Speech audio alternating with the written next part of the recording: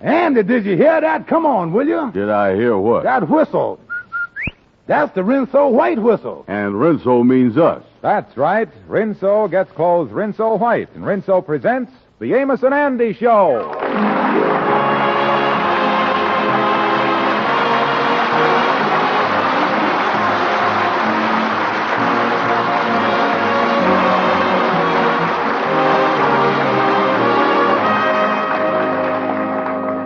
Rinso for a wash that's... Rinso what? Rinso for a wash that's... Rinso bright. Rinso white and Rinso bright. Those swell, soapy, rich suds get shirts and sheets, towels, and table linens gleaming white. And lovely washable colors stay fresh and bright, safely through wash after Rinso wash. That's why women everywhere are saying... Rinso for me. Wash day's a cinch with those peppy Rinso suds helping. And ladies, you'll be mighty proud of the results. Next wash day, get Rinso for a Rinso white wash, a Rinso bright wash. And now, our stars, Amos and Andy.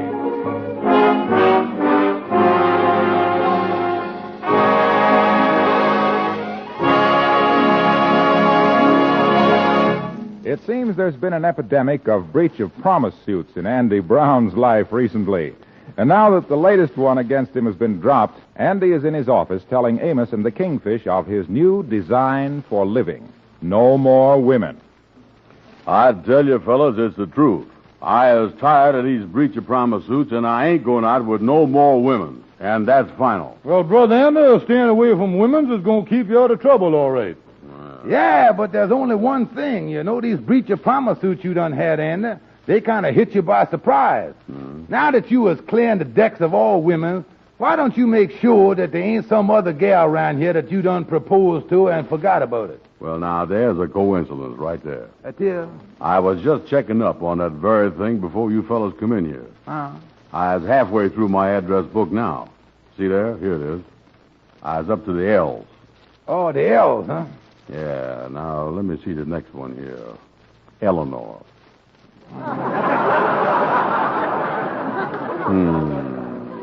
Now, I know I didn't propose to her. Brother Andy, that one you can cross off. Yeah. Now, the next L I got you is Elsie.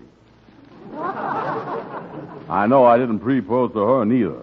She's the big fat one with all the double chins. Oh, yeah, I remember seeing you with that one once. Yeah, she got a mess of double chins, all right. Oh, yeah, I never knowed which was her chins and which was her lips. I never knowed where to kiss her. You didn't, huh? No, I finally worked out her sister, though. What was that, Andy? I'd hold a piece of candy up to her face, and whatever opened up for it, that's what I'd kiss.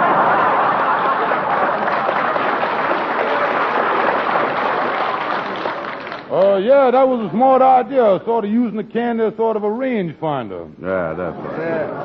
Well, up to now, Andy, you seem to be pretty much in the clear with the gal. Yeah, I can't think of nobody that could cause me no suing trouble. Not a single gal. Wait a minute. There is one that I just thunk of that I might have proposed to. Yeah, there is one that I... Well, hello, Henry. Hello, boys. Hello. I was just out shopping with my wife. Thought I'd stop in. We met that Sylvia Adams. She was shopping for her trousseau. That's the one. I remembers now. I proposed to her about 2 weeks ago when I was sitting on the sofa with her. When I asked her to marry me, she just smiled. I never did figure out whether she smiled yes or smiled no. Well, from what I seen of her shopping today, I would say that she definitely smiled in the affirmative. Yeah, Henry, is you sure that it was a trousseau that she was buying? Well, I seen her buy a long white dress. It had orange blossoms embroidered all over it. She bought sort of a net veil that went over her head. And most important of all, there was a long train behind her. Do that long train behind her make her a bride? Brother Andy, don't make her no engineer. Well, fellas, they got me again. I can't stand another breach of promise suit. Well, what is you going to do? Come on, Kingfish. We're going over to see my lawyer, Gabby Gibson.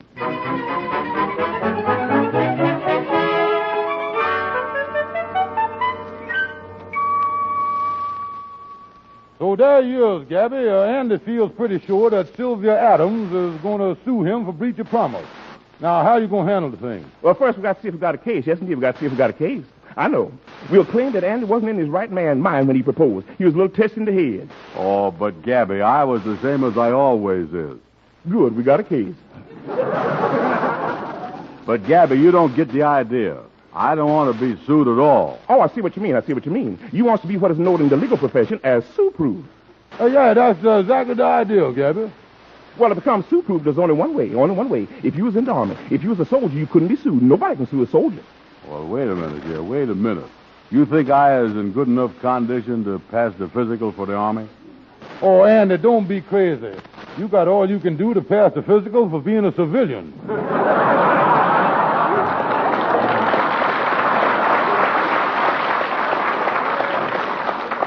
Yes, indeed. I guess you're right. Look at that fat on him. Look at that fat. Now, wait a minute, Gabby. There's plenty of muscle there. Where, Andy, where? In my arm here. Feel it. Let me feel. People's getting 2 red ration points for turning in that stuff. Oh, wait a minute, I got another idea. Since Andy can't get in the army, why can't he borrow a soldier's uniform just long enough to see the gal and convince her that she can't sue him because he's in the army, and that will end it? Oh, Kingfisher got a great idea. And it just so happens that Larry Simpson just got a medical discharge from the Army. I can borrow his uniform. Yeah, and you certainly got a right to take these steps, because with all the breach of promise suits you has had, you sure been a victim of the law of supply and demand.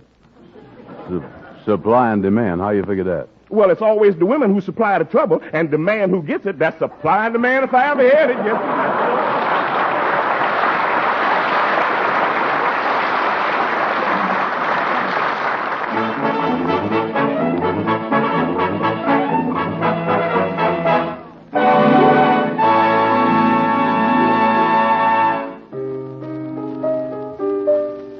Now let's go back to the Lodge Hall and hear the Mystic Knights of the Sea Quartet singing Runnin' Wild.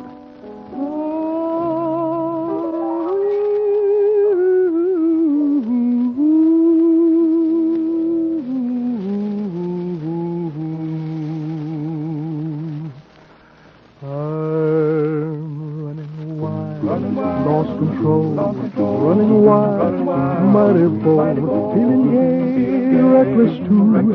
Every mind all the time, never blue. Always going, don't know where. Always showing, I don't care. Don't love nobody, it's not worthwhile. I'm all alone, running wild. I'm running wild, lost control, running wild, mighty bold, feeling gay, reckless too. Every mind all the time, never blue.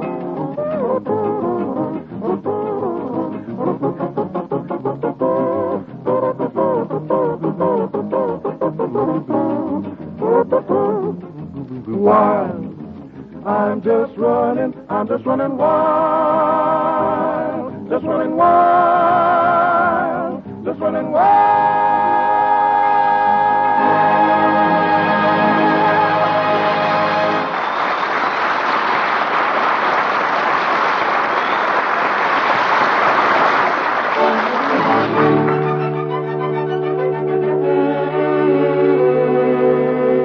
You know, Kingfisher, it was so nice of that fellow to lend me his uniform. How'd it look on me? Well, let me see here, Andy. The leggings look pretty good. The pants seem to fit all right. The jacket with the belt and, yeah, the brass buttons don't look bad neither. Only thing, Andy, why is you wearing that steel helmet? Well, this fella I borrowed the uniform from done give his cloth hat to his little nephew for a souvenir, and all he had left was this helmet. Yeah, now, the next thing we got to do, in case Sylvia Adams asks you, is to figure out what these campaign ribbons is on your chest, what they mean. Oh, yeah, I got to know that. Yeah, well, now, let me see here. There's a red one there with some white stripes there. There's a yellow one with the green and blue in there. Mm-hmm. Hey, wait a minute. What's this pink ribbon? I ain't never seen one like that on a soldier before. Oh, well, I slapped that one on there myself. Kind of helped the color scheme. Yeah, but Andy, you can't do that. You see, every ribbon on there means that you has been in action. And pink means gals. Well, then I really earned that ribbon. Now, look here, Andy, look here. You might have been in a campaign with a gal, but They don't give ribbons for that. Now, wait a minute. That yellow ribbon there has got 2 little stars on it. Look at that, 2 stars. I wonder what that means. Yeah, well, generals wear stars, don't they? Hey, that's right, Andy. And you got 2 stars. Andy, you was a major general. I is, huh? Oh, boy, that show is... Hold it. What's the matter? You was a major general on the chest, but on your sleeve you was only a corporal. Yeah. Now, look here, it must be some other reason for them 2 stars. Oh, wait a minute. I remember now, I remember the thing. Reading it in the newspaper once. Yeah, you know that little badge there with the 2 stars. I remember reading it in the paper and say, them stars means battles that you was in. Oh, it do? Yeah, and we better decide what them battles was now, in case this Sylvia Adams asks you. Yeah. Now, let me think here. Let me see here now. What battle? How about Bunker Hill? There you go again. How can you say something stupid like that, Andy? The Battle of Bunker Hill wasn't in this war, Andy. Oh, it wasn't? No, it was in the last World War. Well, where can I say the battle was? I gotta know where I've been fighting. Yeah, I know what to tell her. Tell her you fought in the Battle of Sicily. Yeah, well, where is Sicily? I knowed it was coming. Ain't no soldier ever been as ignorant as you is. If I was your lieutenant, I'd have you peeling potatoes for the rest of the war. Yeah, well, where is Sicily? Listen, dumbhead, Sicily is in the northern part of France. Sicily in France? In the northern part. Now, come here. Look on the wall here, on the map here, and show. Now, let me explain the thing to you with my finger. Yeah. Now, look at here. Sicily ought to be right about now. There's the northern part of France. Now, Sicily ought to be right about, see, there's the northern part we got here now. Yeah. Hey, Kingfish, wait a minute. Look way down here by Italy. There's Sicily all by itself. Where? Right there. Moved it right out of France, didn't it? Oh, never mind. I'll think of something to tell her when I sees her. Now, look here. When you walk into her, though, when you walk in her house, acting military like a soldier. Oh. Yeah, the more military you is, the more she'll believe you. Yeah, well, I better be getting on over there. Yeah, one more thing now. What? Now, look here. You don't look like a soldier with them sideburns on your face there. You better get yourself a military haircut. Yeah, all right. I'll go right over to Shorty's barbershop and get one. And listen, Andy, till this thing blows over, let people think you was a real soldier. That goes for Shorty, too. Leave it to me, Kingfish. I'll see you later.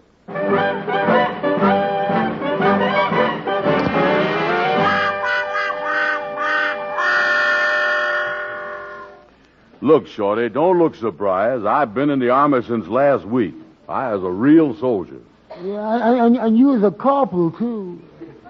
They sure moved you up fast, didn't they? Well, all you got to do is look at me, and you'll see why. Yeah, you sure make a good soldier. You was a perfect fighting man.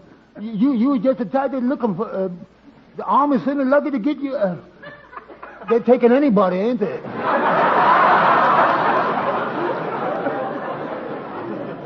Is that so? Listen, they was plenty glad to get me, and boy, it sure feel great being in the military service. Yeah, I know. I was in the Navy once. I enlisted in the War of 1926. Wait a minute, Shorty. There was no war in 1926. Yeah, that's why I enlisted. It was safer. So you was a sailor, huh, Shorty? Yeah, but I didn't like it, though, Andy. I had to sleep in a hammock for 3 years, and I couldn't stand it. Then I found out what was wrong. Yeah, well, what'd you find out? You know something? What? You ain't supposed to hang both ends of the hammock from the same hook.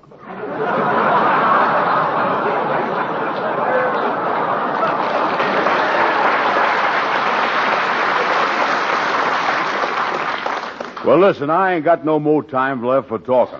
Let me put my helmet down here and get up in your chair. I want you to give me a military haircut. You do? Yeah. What kind of a military haircut does you want, Andy? What kind did you got? Well, first there's the regular one where I cut the hair right down to about a half inch. Then there's the extreme one where I cut the hair right down to the scalp. And then there's the permanent military haircut. Permanent? Yeah, no cutting. I just uproots the whole thing. Well, give me the regular one, Shorty. Plug in them clippers and make it snappy. Okay, Andy, here we go.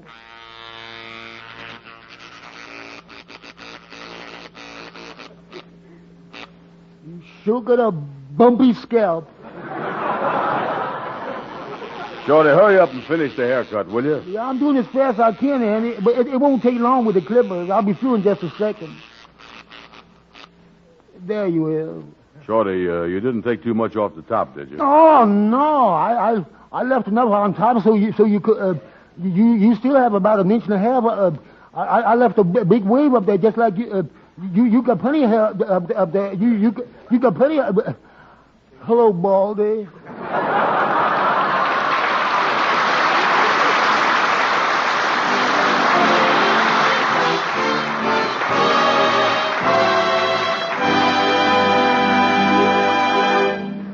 Ladies, this is the story of a bride. My name's Sally Shepherd. I mean, Mrs. Jones. Call me Sally. Sally really got a load of wedding presents. And how? Got a big silver tray from Aunt Florence, a beautiful tablecloth from Cousin Ruth, and a lovely check from Uncle Jonathan. But the one thing she wanted, really needed. I couldn't get. There weren't any washing machines to be had. So, wash day after wash day, Sally rubbed and Sally scrubbed. But Sally's wash, well, it wasn't what you'd call terrific. But then came the dawn. Sally found out about Rinso. Lovely, soapy, rich Rinso. Even without a washing machine, wash day's much pleasanter. Rinso soaks my clothes clean. Yes, ladies, as little as a 10-minute soaking, plus a few light rubs on extra grimy places, and clothes are ready to rinse. And what's more, Rinso gets clothes really clean. White clothes are not just white, but Rinso white. Washable colors come Rinso bright. Safely, even after scores of washings. No wonder Sally doesn't mind clothes washing these days. Don't mind doing the dishes either. Rinso slicks them up in far less time. And Rinso's easy on my hands besides. Ladies, try Rinso on the dishes tomorrow. And next wash day, for a wash that's Rinso white and Rinso bright.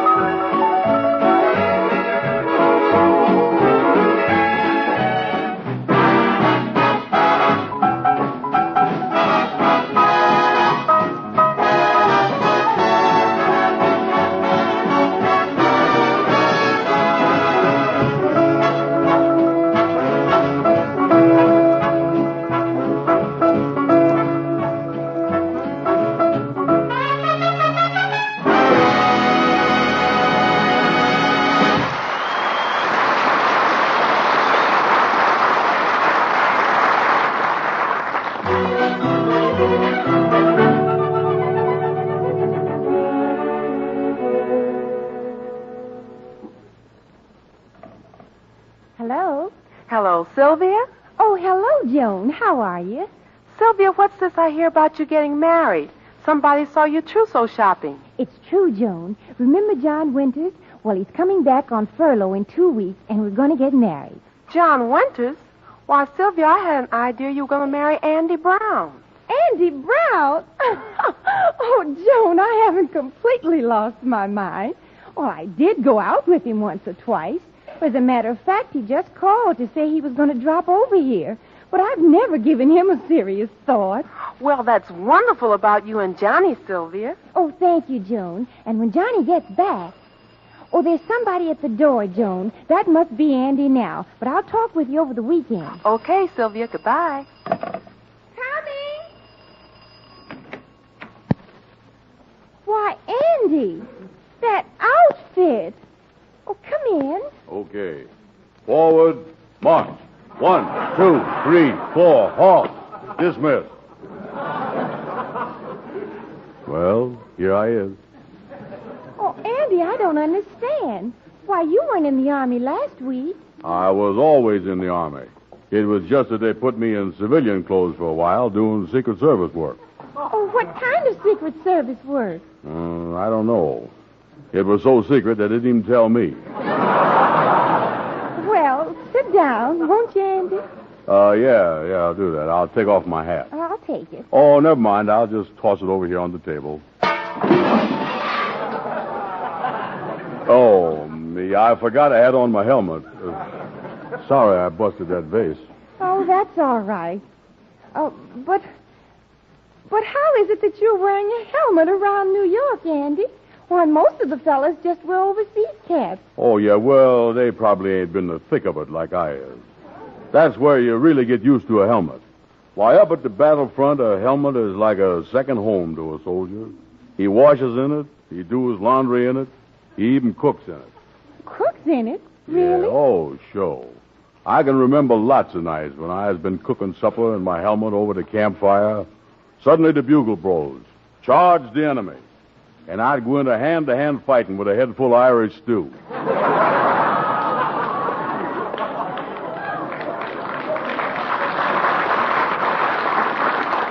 Oh, yeah, I'd be combing dumplings out of my hair for weeks. Well, this is very interesting, Andy. Come, sit here on the sofa with me and tell me more. Sit on the sofa? That reminds me. A buddy of mine was sitting on the sofa with a gal, and he proposed to her and then retreated. She was going to sue him for breach of promise. Oh, what happened? Well, she found out that she couldn't sue him on account of you can't sue a man in uniform. How you like my uniform? Well, I've noticed it, and I think it's very nice. Oh, yeah. Regulation, khaki, brass buttons, and sue-proof. Oh, Andy, you don't have to stand. Sit down here on the sofa. Yeah, well, that law about not being able to sue a man in uniform sure is funny, ain't it? You got a clear picture of the thing. Oh, yes, I understand thoroughly. Good. How about a kiss, honey? Andy, I just had a thought. I'd like you to meet my father. Now, you just wait here a minute. He's right in the next room. I'll go right and get him. Okay. Oh, boy, everything's working out great. Gabby sure had an idea there about gals not being able to sue a man in uniform. Eyes in the clear now. Having this uniform on has really saved the day. I might even propose to her again, you know it? Andy? Yep. Corporal Brown, I'd like to have you meet my father, Major Adams. Hello, Corporal. Glad to know you. Is you a real soldier? A real soldier? Oh, Daddy, will you entertain Corporal Brown a few minutes?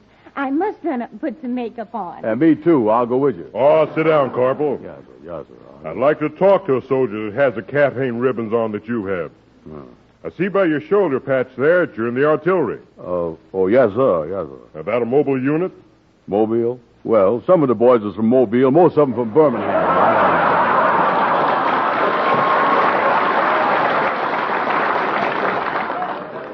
You soldiers certainly have a sense of humor, all right. I'll say one thing, though. From those campaign ribbons you're wearing, you've certainly done a lot of fighting. Oh, yes, sir. They used to call me Blood and Gutter Brown. Yes, sir. I've really been in a lot of battles on the Western Front. The Western Front? Yeah. According to those campaign ribbons, you did all your fighting in the South Pacific. I did? No wonder them Germans I shot look so slanty-eyed. Brown, you're really quite a kidder. Say, wait a minute. Is that an oak leaf cluster I see there? Oh, no, sir. That's geraniums. I busted the vase with my helmet. No, I mean on your chest. Oh, on my chest. Well, nice to meet up with you, Major. Say goodbye to Sylvia for me, will you? I got to rush back to camp. I see. What camp are you stationed at? What camp I was stationed at? Yes, which one? Well, you go out here... I don't know how to explain it. It's in that direction. But I got to rush right over there, though, right now. Wait a minute. Is it possible that you're stationed at Camp Upton? Camp Upton.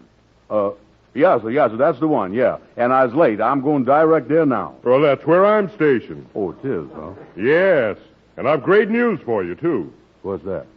I'm driving back in my car right now, and I'll take you with me.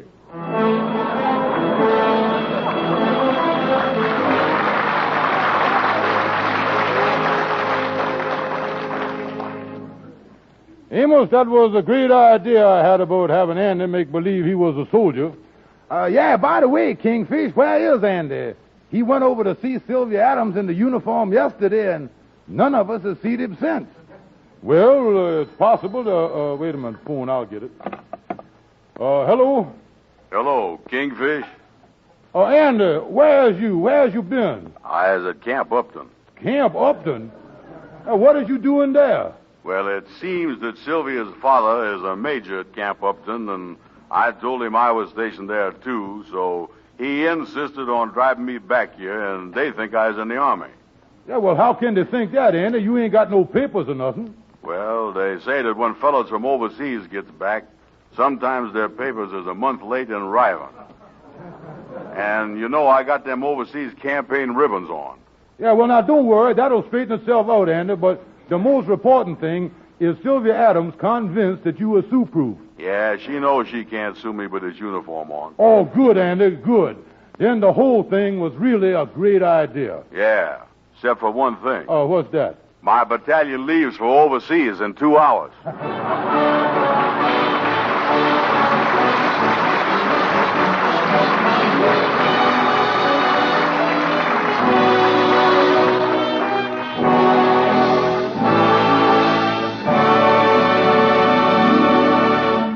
Amos and Andy will be back again in just a moment. A Rinso whitewash. With ease. A Rinso bright wash. With safety. Rinso white. For a wash that's white as it can be. Rinso bright. B-R-I-G-H-T. Yes, Rinso keeps your colors bright. Gets out more dirt for a wash so white. Here's great advice, you can't go wrong. Rinso white. Rinso bright. Happy little wash day song. Rinso is easy on you, easy on your washables. Gives results that can't be beat. So make next wash day a Rinso wash day. And now, here are Amos and Andy. Well, Andy, old boy, put it there. Put it there, son. Yeah, so you finally got out of the Army, huh? Yeah, I convinced them that I wasn't no soldier. Yeah, well, you sure wasted a couple of days over at the camp. Oh, they wasn't wasted. I met a cute little whack over there. Oh, sure enough? How'd you make out? Well, I got another pink campaign ribbon.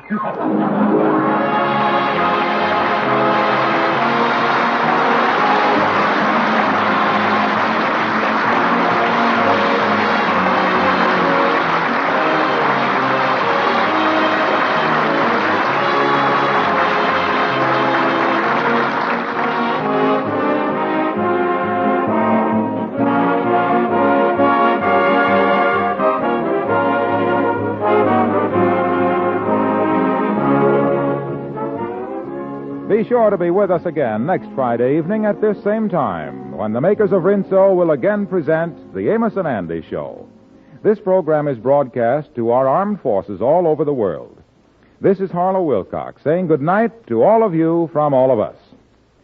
Say, ladies, would you deny your own boy medicine if he were ill, help if he needed help? You know, the waste kitchen fats you save and turn into your butcher are used for military medicines, military supplies. Those waste fats are urgently needed. And if you're not saving every drop you possibly can, you may be denying your own fighting man help it is in your power to give. Save every drop of used fat. Take it to your butcher regularly. He'll give you 4 cents and 2 red points for every pound.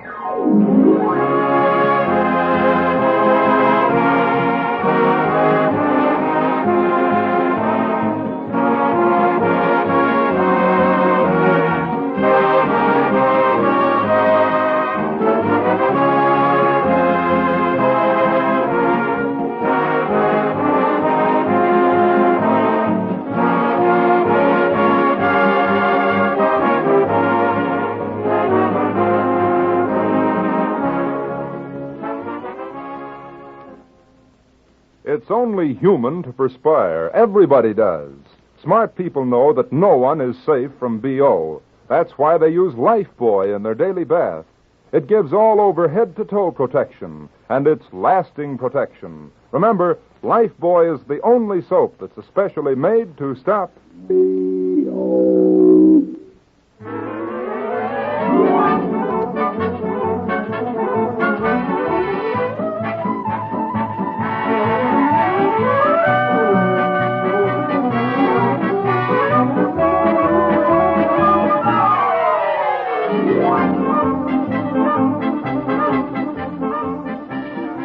This is the National Broadcasting Company.